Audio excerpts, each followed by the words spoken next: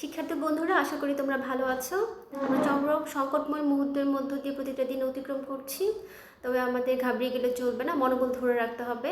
যাতে আক্রান্ত না হয় সে ব্যাপারে সচেতন থাকতে হবে। আক্রান্ত হলেও আমাদের মনোবল ধরে রেখে তার চিকিৎসা ব্যবস্থা গ্রহণ করতে হবে। আজকে আমি নতুন একটি ক্লাস নিয়ে উপস্থিত হয়েছি। আমরা গত ক্লাসে প্রতিরক্ষা ব্যবস্থার কোষীয় প্রতিরক্ষার একটি অংশ দেখেছি যে বি সেলের মাধ্যমে কীভাবে প্রতিরক্ষা অর্জিত হয়। আজকে আমরা জানবো টি সেলের মাধ্যমে আমাদের কীভাবে কোষীয় প্রতিরক্ষা অর্জিত হয়। তাহলে টি সেল অ্যাক্টিভেশনের মাধ্যমে আসলে কোষীয় প্রতিরক্ষা অর্জিত হয়। টি সেল অ্যাক্টিভেশনের আগে কী কী ধাপ অতিক্রম করতে হয় টি সেলকে, এবং টি সেল অ্যাক্টিভেশনের পরে এটি কীভাবে ক্রিয়াশীল হয় সেই প্রক্রিয়া সম্পর্কে আজকে আমরা বিস্তারিত জানবো। চলো আমরা দেখে নিই আজকের ক্লাসটি। তা আজকের ক্লাসের আগে আমি একটু রিভিউ রেখেছি কীভাবে বি সেল অ্যাক্টিভেশনের মাধ্যমে ইমিউন ব্যবস্থা জাগ্রত হয়। এখানে মেজর হিস্টোকম্পাবিলিটি কমপ্লেক্স 2 এর মাধ্যমে আসলে বি সেল অ্যাক্টিভ হয় এবং অ্যাক্টিভ বি সেলটি অ্যান্টিবডি তৈরির মাধ্যমে আমাদের কোষভিত্তিক সাড়া প্রদান করে। আর বি সেলকে বলা হয় CD4। এই ধরনের টি সেলকে বলা হয় T cell dependent B cell অ্যাক্টিভেশনকে বলা হয় CD4 বা ক্লাস্টার অফ ডিফারেন্সিয়েশন 4 অ্যাক্টিভেশন। আমরা এরপর টি সেল অ্যাক্টিভেশন সম্পর্কে জানব।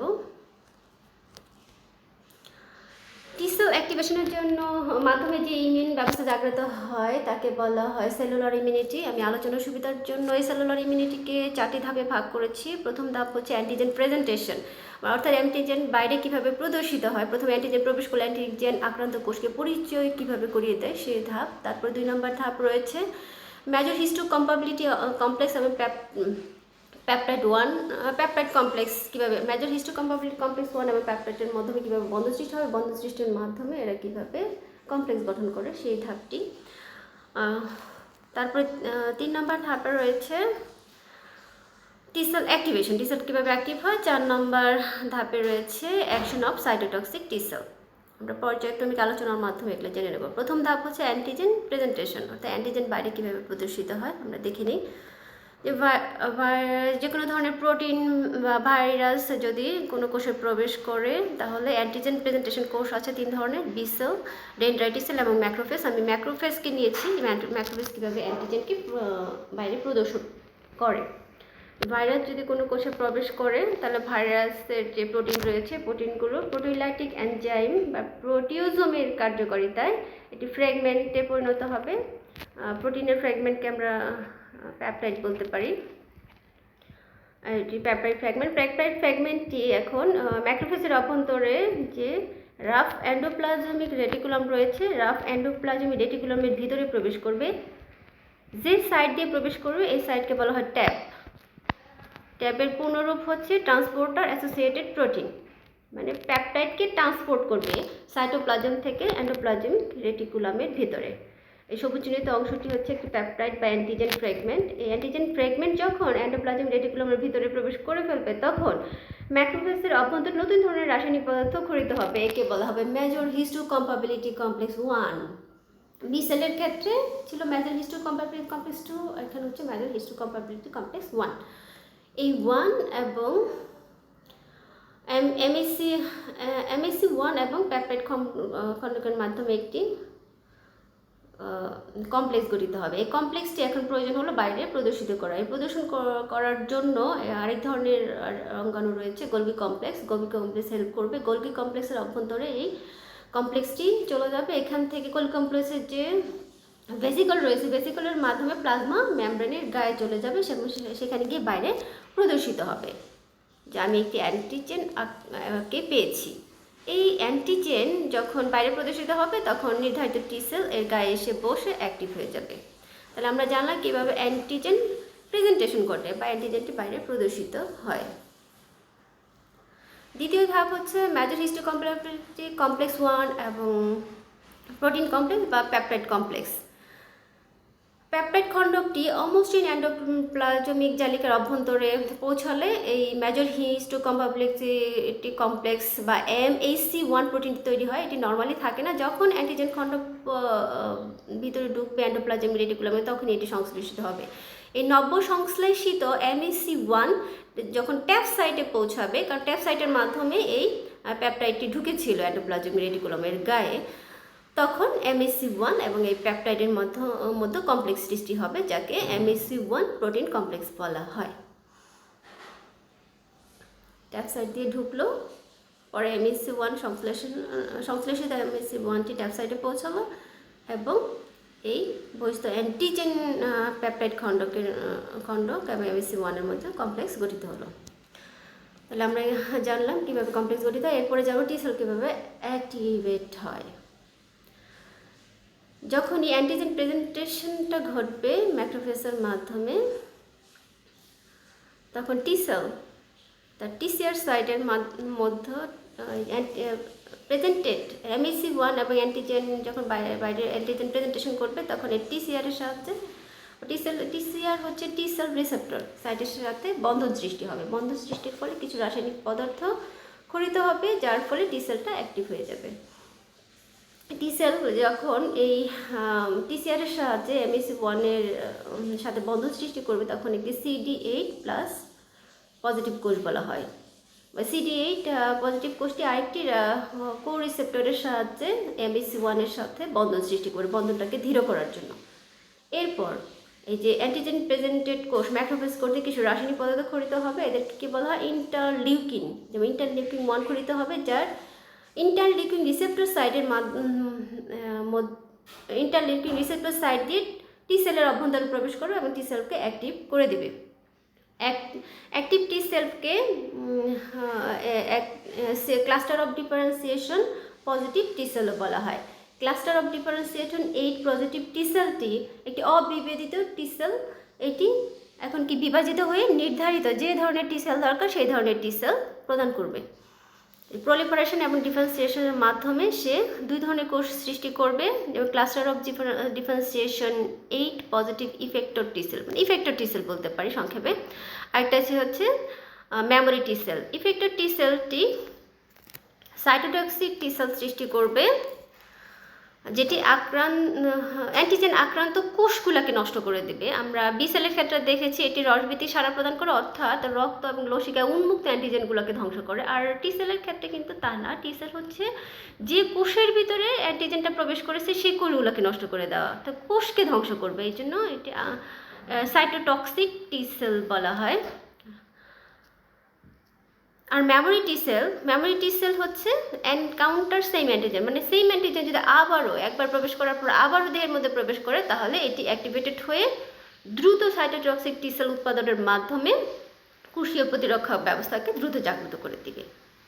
তাহলে আমরা জানলাম টি সেল কীভাবে অ্যাক্টিভ হয়। আসলে মেজর হিস্টোকম্পাটিবিলিটি কমপ্লেক্স এবং TCR মাধ্যমে বন্ধন যে সৃষ্টি হয়, বন্ধন সৃষ্টির কিছু রাসায়নিক পদার্থ ক্ষরণের মাধ্যমে টি সেলটা অ্যাক্টিভ হয়। অ্যাক্টিভ হয়ে গেলে এটি ডিফারেন্সিয়েশন বা বিভাজনে ভ্রমণ করে নির্ধারিত টি সেল তৈরি করে দেয়।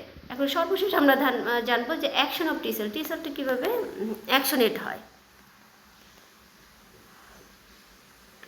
এখানে আমি একটি টি সেল সাইটোটক্সিক টি সেল নিয়েছি, কারণ সাইটোটক্সিক টি সেল হচ্ছে এক ধরনের অ্যাক্টিভ টি সেল, কারণ টি সেলটি অ্যাক্টিভ হয়ে গেছে অলরেডি। আর একটি ভাইরাস ইনফেক্টেড কোষকে সে যেহেতু নষ্ট করে দিবে, যখনই এই যে নির্ধারিত অ্যান্টিজেন যে কোনো কোষের ভিতরে প্রবেশ করার ফলে এটি বাইরে মেজর হিস্টোকম্পাটিবিলিটি কমপ্লেক্স 1 দ্বারা প্রদর্শিত হবে, তখন এই সাইটোটক্সিক টি সেল এর সাথে বন্ধন সৃষ্টি করবে এবং এর প্রয়োজনীয় অ্যাকশনগুলো নিবে।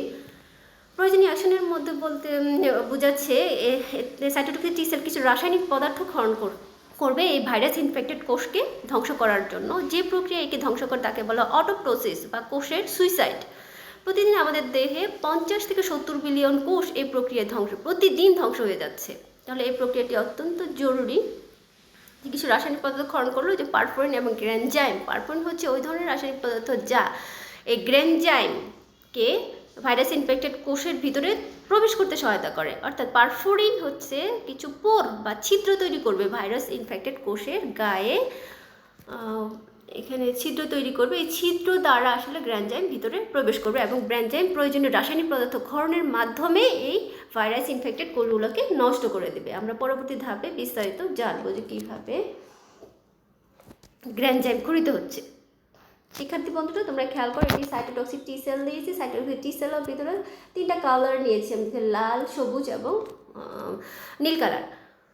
নীল কালার হচ্ছে একদম বাহক, আর লাল হচ্ছে লাল এবং যে সবুজ কালারের দুটি এনজাইম নিয়েছি। সবুজ কালারের এনজাইমকে বলা হচ্ছে, আচ্ছা, যখন সাইটোটক্সিক টি সেলটা অ্যাক্টিভ হয়ে যাবে তখন এবং টার্গেট সেল পেয়ে যাবে, তখন টার্গেট সেলে কিছু রাসায়নিক পদার্থ ক্ষরণ করবে। সাইটোটক্সিক টি সেল কর্তৃক ক্ষরিত হবে। রাসায়নিক পদার্থগুলোর নাম আমরা একটু জেনে নেই। এই লাল চিহ্নিত রাসায়নিক পদার্থকে বলা হয় গ্রেনজাইম, যা বিভিন্ন ধরনের এনজাইম ক্ষরণের মাধ্যমে টার্গেট সেলকে ধ্বংস করে। আর সবুজ চিহ্নিত অংশটাকে বলা হচ্ছে পারফোরিন। এই পারফোরিন আসলে পোর বা ছিদ্র সৃষ্টি করে, আক্রান্ত কোষ বা টার্গেট কোষের প্লাজমা পর্দার গায়ে ছিদ্র সৃষ্টি করে, যে ছিদ্রের মাধ্যমে গ্রেনজাইমটি আক্রান্ত কোষের অভ্যন্তরে প্রবেশ করবে। আর যে স্ক্যাফোল্ডিং প্রোটিন এদেরকে বহন করে তাকে বলা হয়েছে সারগ্লাইসিন। এটি একটি বাহক, এই দুই ধরনের এনজাইমের গ্রাহক। এখন আমরা গ্রেনজাইমের রাসায়নিক ক্রিয়া জানবো। বিভিন্ন ধরনের গ্রেনজাইম রয়েছে, এর মধ্যে গ্রেনজাইম বি অটোপ্রোসিস প্রক্রিয়ার মাধ্যমে কোষকে ধ্বংস করে। কীভাবে ধ্বংস করে আমরা একটু দেখে নিই। যে গ্রেনজাইম প্রথমে বিআইটি মানে বিট নামক রাসায়নিক পদার্থ ক্ষরণ করবে। বিটটি একটি লম্বা আকৃতির বিট, অনেক প্রোটিন। এই প্রোটিনটাকে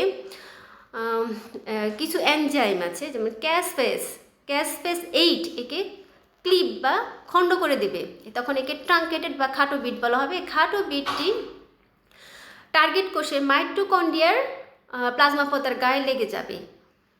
প্লাজমা পর্দা এদের কাজই হচ্ছে প্লাজমা পর্দা, মাইটোকন্ড্রিয়াল প্লাজমা পর্দার ভেদ্যতা বাড়িয়ে দিয়ে এর ভিতরে যে মাইটোকন্ড্রিয়াল পাথওয়ে ঘটে, মাইটোকন্ড্রিয়াল পাথওয়ে যে সাইটোক্রোম সি রয়েছে, সাইটোক্রোম সি কে বাইরে মাইটোকন্ড্রিয়ার ভিতরে যে ধাত্র রয়েছে, ধাত্র থেকে সাইটোসল বা অথবা সাইটোপ্লাজমে বের করে নিয়ে আসা, অর্থাৎ মাইটোকন্ড্রিয়াল পাথওয়েকে নষ্ট করে দেওয়া।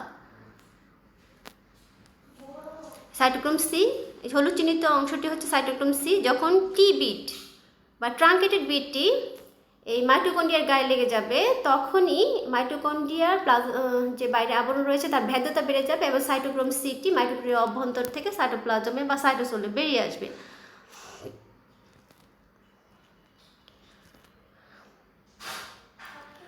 আর এদিকে সাইটোসোলের ভিতরে আরেক ধরনের রাসায়নিক পদার্থ তৈরি হয়ে যাবে যাকে বলা হয় প্রোক্যাসপেস 9। এই প্রোক্যাসপেস 9 এবং সাইটোক্রোম সি দুইজনে মিলে একটি নতুন ধরনের বডি তৈরি করবে যাকে অ্যাপোপ্টোসোম বলা হচ্ছে। এই অ্যাপোপ্টোসোম আসলে মেইন কাজটি করবে, আমরা দেখি কিভাবে। এদিকে আরেক ধরনের রাসায়নিক পদার্থ গ্রেনজাইম থেকে ক্ষরিত হবে, যাকে প্রোক্যাসপেস 3 বলা হয়। এই প্রোক্যাসপেস 3-র উপরে এই অ্যাপোপ্টোসোমটি ক্রিয়াশীল হবে। প্রোক্যাসপেস মানে আদি ক্যাসপেট, এটি ক্রিয়াশীল না, একে অ্যাক্টিভ করার জন্য এই অ্যাপোপ্টোসোমটি ক্রিয়াশীল হবে। প্রোক্যাসপেস ক্রিয়াশীল হয়ে অ্যাক্টিভেটেড ক্যাসপেস 3-তে পরিণত হবে। এই অ্যাক্টিভেটেড ক্যাসপেস 3টি প্রতিটা কোষের ভিতরে একটি বিশেষ ধরনের এনজাইম থাকে যাকে বলা হচ্ছে আইক্যাড বা ইনহিবিটর অফ ক্যাসপেস অ্যাক্টিভেটেড ডিএনএস, মানে ডিএনএকে নষ্ট করে দেওয়ার জন্য এক ধরনের এনজাইম আমাদের কোষের সাইটোপ্লাজমে সবসময় থাকে, কিন্তু এটি অ্যাক্টিভ অবস্থায় থাকে না, এই জন্য একে আইক্যাড বা ইনহিবিটর বলা হয়েছে, ইনহিবিটর ক্যাট বলা হয়েছে। ইনহিবিটর ক্যাট যখন প্রোক্যাসপেস 3 হয়ে যাবে তখন ইনহিবিটর ক্যাটটি আর ইনহিবিটর থাকবে না, এটি ক্যাডে পরিণত হয়ে যাবে, অর্থাৎ সক্রিয় হয়ে যাবে ডিএনএস এনজাইমটা, মানে ক্যাসপেস অ্যাক্টিভেটেড ডিএনএস। এই ডিএনএস এনজাইমের কাজ হচ্ছে ডিএনএকে নষ্ট করে দেওয়া। এখন সে ডিএনএসকে নষ্ট করে দিবে, মানে আক্রান্ত কোষের ডিএনএর যে চেইনটা শিকলটা রয়েছে তাকে ফ্র্যাগমেন্টে পরিণত করে দেবে, খণ্ড বিখণ্ড করে দেবে, ফলে আক্রান্ত কোষের আর ক্রিয়াশীল থাকবে, আক্রান্ত কোষটি নষ্ট হয়ে যাবে। এখানে আমি একটি ইমেজ নিয়েছি, খেয়াল করো। এখানে যে হলুদ চিহ্নিত অংশটি যে পারফোরিন, পিঙ্ক কালার অংশটি হলো পারফোরিন, আর হলুদ চিহ্নিত অংশটি হলো গ্রেনজাইম। এই গ্রেনজাইম তার রাসায়নিক ক্রিয়ার মাধ্যমে কিছু যে বিট, ট্রাঙ্কেটেড বিট ক্ষরণ করেছে, ফলে সাইটোক্রোম ক্ষরিত হচ্ছে। এই সাইটোক্রোমটি অটোপ্টোসোম গঠন করছে। অটোপ্টোসিম এদিকে যে প্রোক্যাসপেস 3টা ছিল, প্রোক্যাসপেস 3-এর উপর ক্রিয়াশীল হয়ে ক্যাসপেস 3-তে পরিণত করেছে, যেটি আইক্যাডের উপর ক্রিয়াশীল হয়ে ক্যাডে পরিণত করেছে। এই ক্যাটটি আমাদের যে ডিএনএ রয়েছে, ডিএনএকে ডিনেচার বা নষ্ট করে দেওয়ার মাধ্যমে আমাদের আক্রান্ত কোষকে ধ্বংস করে ফেলেছে। আর এই প্রক্রিয়াকে অটোপ্টোসিসও বলা হয়। এভাবে আমাদের আসলে টার্গেটগুলো সাইটোটক্সিক টি সেলের ক্রিয়া নষ্ট হয়ে যাচ্ছে, প্রতিদিন নষ্ট হয়ে যাচ্ছে। তাহলে আমরা 4টি ধাপের মাধ্যমে জানলাম যে কিভাবে টি সেল তার কোষভিত্তিক সাড়া প্রদান করে। প্রথম ধাপটি ছিল কিভাবে প্রথমে অ্যান্টিজেন বাইরে প্রদর্শিত হবে, অ্যান্টিজেন প্রবেশ করার পর অ্যান্টিজেন প্রদর্শনের পরে হচ্ছে পেপটাইড এবং MHC1 এর মধ্যে কমপ্লেক্স গঠিত হবে। 3 নম্বর ধাপে ছিল কিভাবে টি সেলে অ্যাক্টিভেশন ঘটবে। 4 নম্বর ধাপ হবে যে অ্যাক্টিভ টি সেল অর্থাৎ সাইটোটক্সিক টি সেল কীভাবে টার্গেট কোষের উপর ক্রিয়াশীল হবে। শিক্ষার্থীবৃন্দ, আমি আশা করছি তোমরা বুঝতে পেরেছ। তোমরা ঘরে থাকো, নিরাপদ থাকো এবং করোনা ভাইরাসের সংক্রমণ রোধের ব্যাপারে সচেতন হও। সকলে ভালো থাকো। সকলকে ধন্যবাদ জানাই। আমি এখানে শেষ করছি। আল্লাহ হাফিজ।